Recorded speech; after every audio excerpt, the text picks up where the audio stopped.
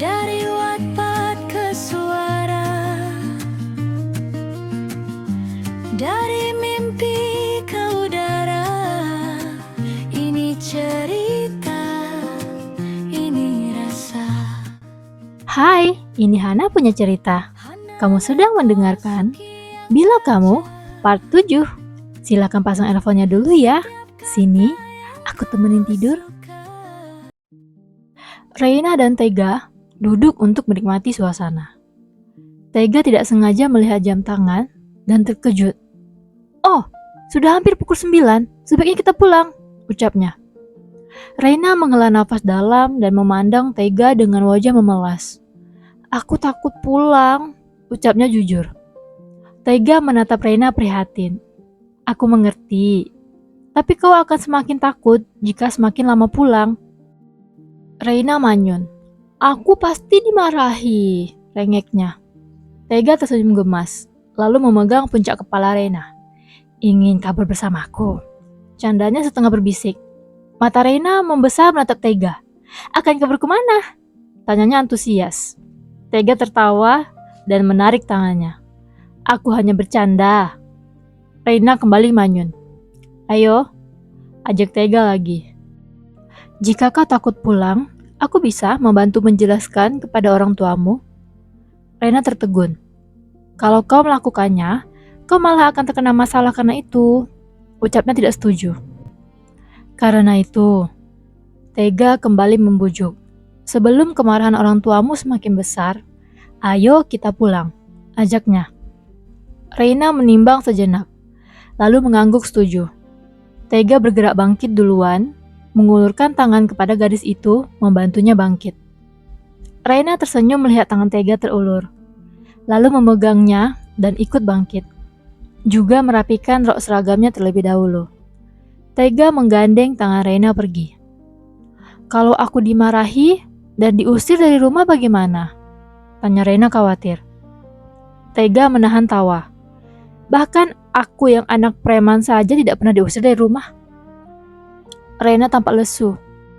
Jika aku diusir dari rumah bagaimana? Tega menatap Reina lucu. Tidak mungkin diusir. Paling akan diomeli. Kau tenang saja. Reina mengatupkan bibir dan mengangguk mengerti. Namun ekspresinya masih terlihat tidak yakin. Jika aku beneran diusir? Tanyanya lagi. Tega menahan senyuman, namun berusaha memasang wajah serius. Jika kau diusir, aku akan membawamu ke tempat yang paling aman di Jepang ini. Janjinya asal. Binar kembali ke mata Reina. Janji. Ia mengulurkan jari kelingkingnya. Tega tertawa dan mengaitkan jari kelingking mereka. Janji. Reina jauh lebih lega setelahnya.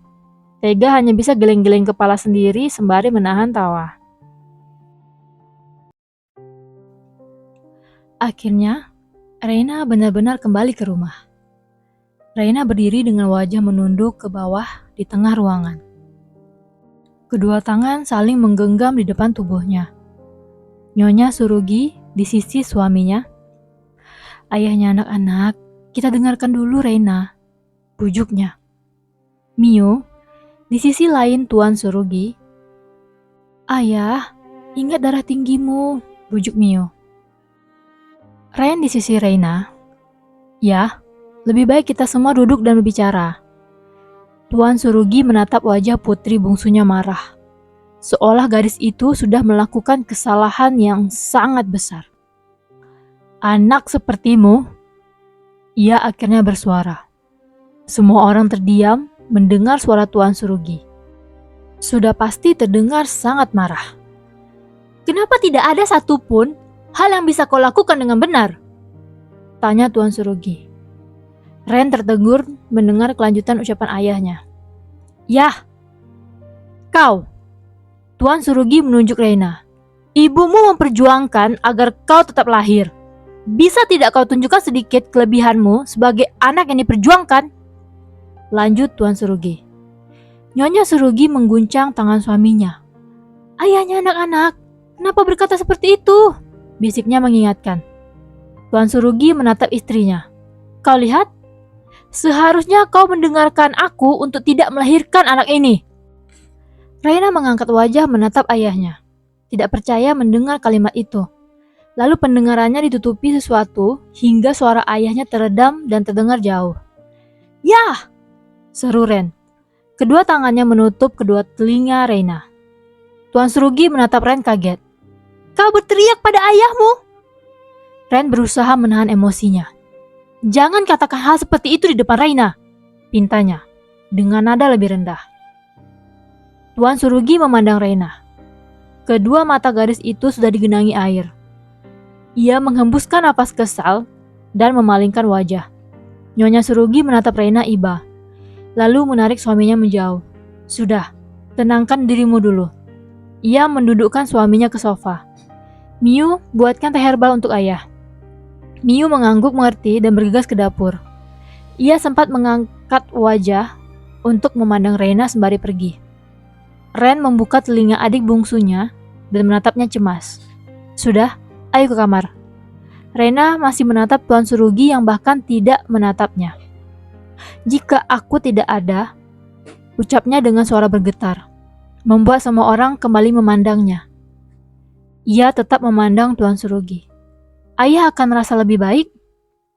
Tuan Surugi mendengus tak percaya.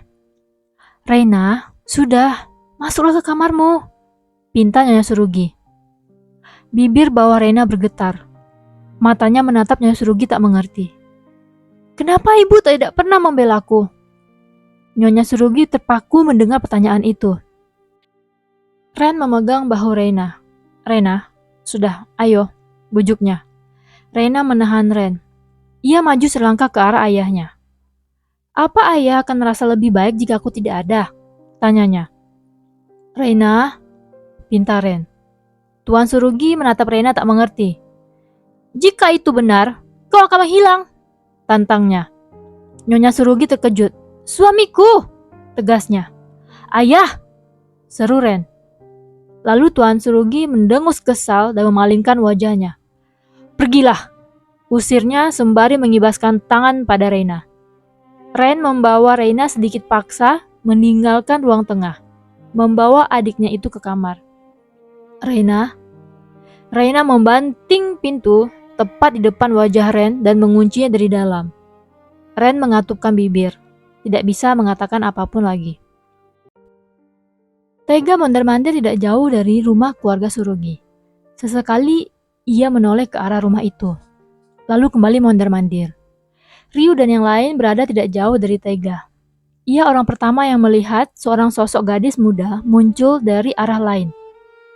"Nona Surugi Reina!" panggilnya. Reina yang masih menangis terkesiap kaget. Tega menoleh. "Reina?" Ryu memandang Tega dan menunjuk ke gang di sampingnya. Dengan cepat, Tega berlari ke sana. Ia terbengong-bengong melihat Reina benaran di sana. Reina semakin menangis melihat Tega. "Kanzaki!" ucapnya dengan suara bergetar. Tega menghela napas dalam, lalu menghampiri gadis itu untuk memeluknya. Reina melingkarkan tangan di tubuh Tega sambil menangis. "Kau sudah berjanji membawaku ke tempat paling aman di Jepang." Ia terisak-isak. Tega mengelus kepala Reina. "Benar. Tenang, aku di sini," bujuknya. 1 jam kemudian, di dalam mobil. Tega menatap Reina tak percaya. "Kau kabur lewat jendela?" Reina manyun dan mengangguk membenarkan. Matanya masih sembab. Tega mengusap wajahnya frustasi. Berusaha berpikir jernih dulu. "Kau sudah tenang sekarang?" Reina mengangguk lagi. Tega mengangguk. "Ayo, aku akan mengantarkanmu sampai ke jendela kamarmu." Ia memegang tangan Reina dan hendak keluar dari mobil. Reina terkejut. Ia menahan Tega agar tidak turun. "Aku tidak mau pulang." Tega memandang Reina tak mengerti. "Ayah bilang akan lebih baik jika aku tidak ada. Jadi, itu berarti tidak masalah jika aku tidak akan pulang, kan?" ucap Reina polos. Tega mengatupkan bibirnya, menghela napas dalam, memutar tubuh ke arah gadis itu. "Reina, ayahmu mengatakan itu karena marah. Besok Semua orang pasti akan sangat panik mengetahui kau menghilang. Ia berusaha menjelaskan dengan sangat perlahan. Reina tidak langsung menjawab. Luka tersirat di matanya. Lalu, aku bagaimana? Dahi Tega berkerut. Walaupun ayah berkata karena marah, mata Reina kembali berair. Tapi, bagaimana denganku? Tanyanya. Aku memang tidak pernah dianggap spesial oleh orang tuaku. Aku selalu di urutan terakhir. Aku masih bisa hidup dengan itu karena mereka orang tuaku. Bulir air mengalir ke pipinya lagi. Tapi setelah mendengar ternyata aku anak yang tidak diharapkan lahir dari orang tuaku sendiri, aku harus bagaimana? Rasa bersalah mulai tersirat di mata Taiga. Benar, Reina harus hidup dengan luka hati itu selamanya. Aku harus bersikap seperti aku tidak pernah mendengarnya. Tanya Reina dengan suara bergetar. Sorot mata Taiga memancarkan kesedihan. Tangannya dengan lembut menyeka air mata gadis itu dengan punggung tangannya. Apa yang ingin kau lakukan? Reina diam dulu. Ia memegang tangan Taiga dengan kedua tangannya. Jangan tinggalkan aku, pintanya. Saat meninggalkan rumah tadi, aku tidak bisa memikirkan apapun selain melompat dari jembatan penyeberangan. Taiga tepuk aku. Aku takut.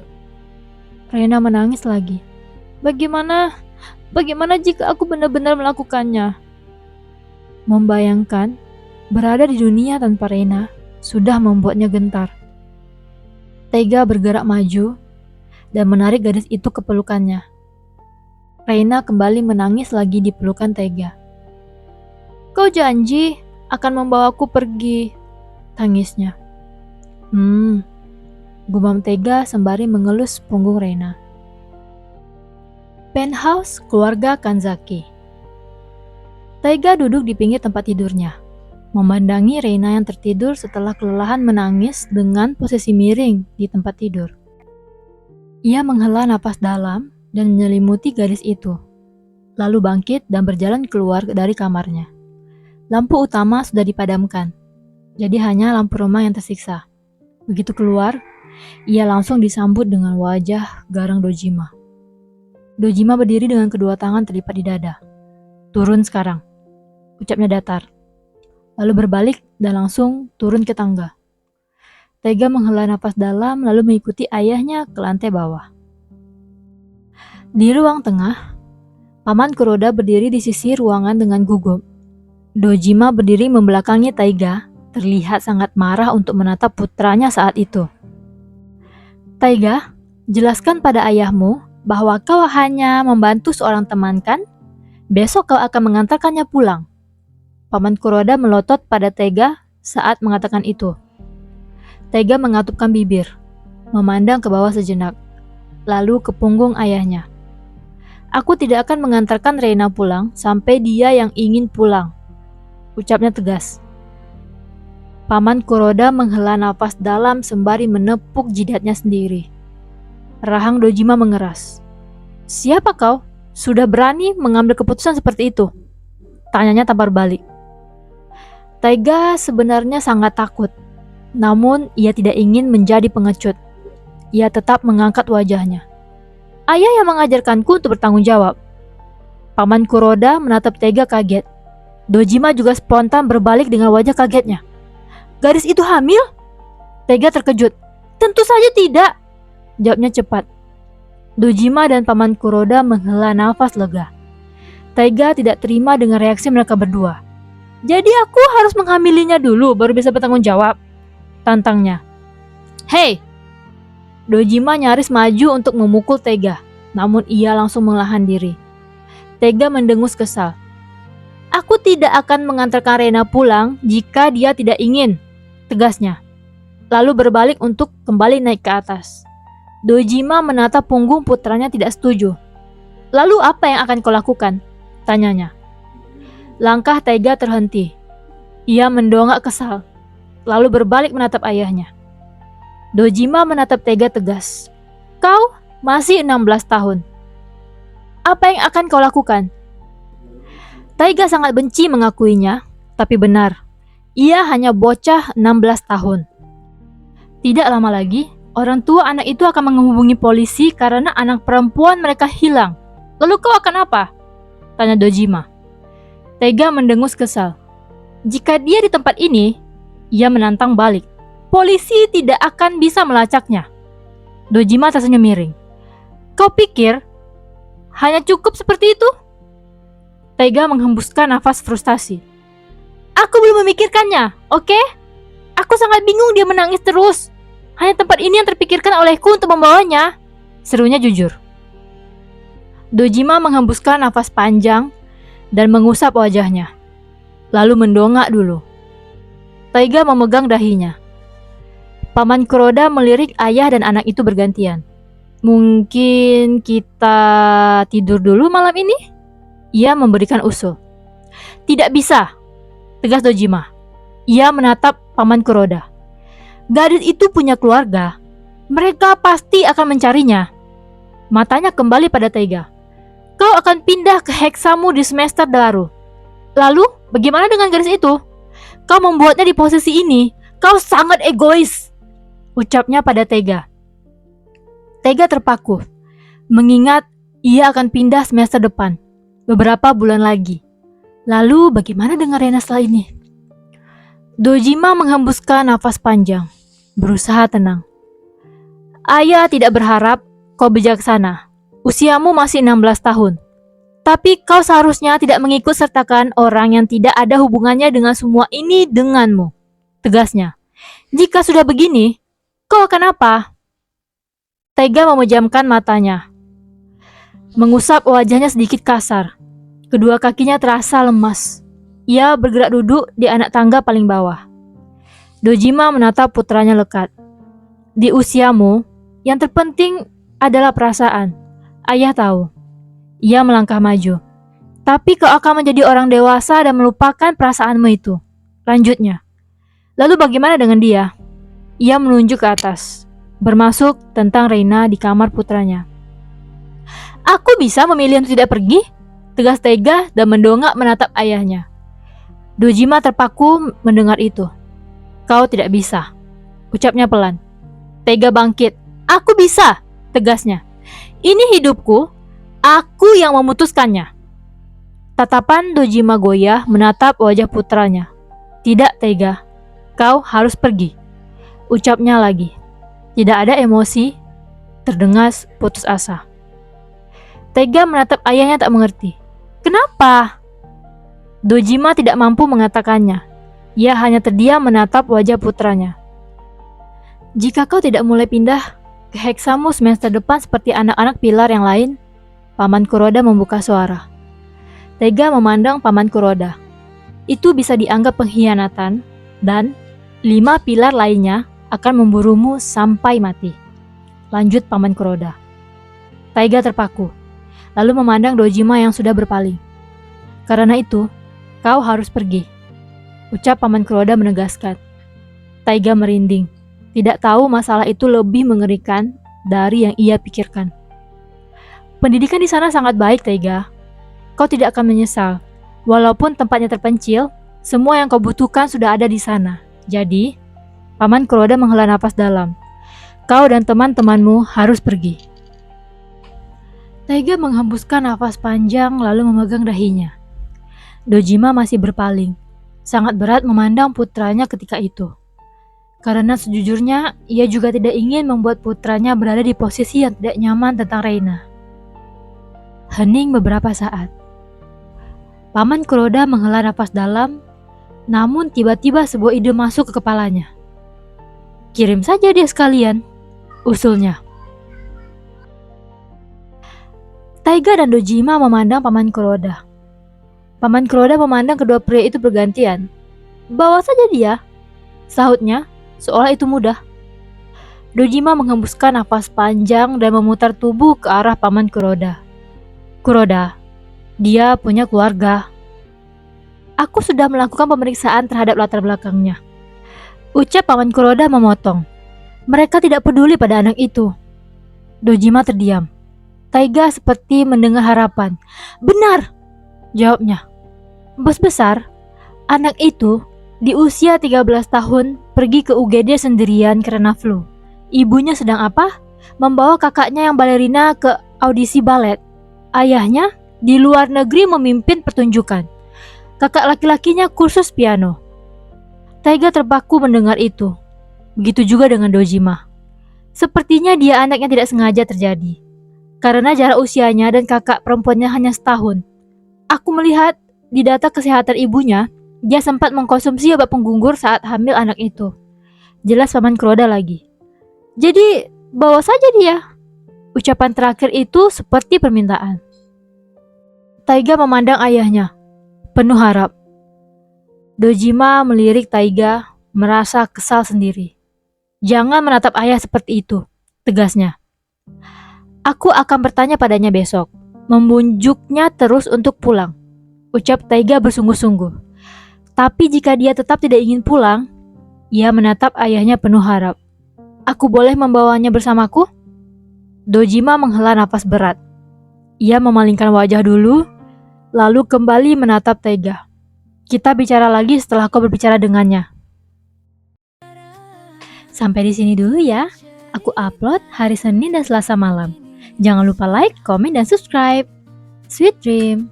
Hanana Kosuki yang baca setiap kata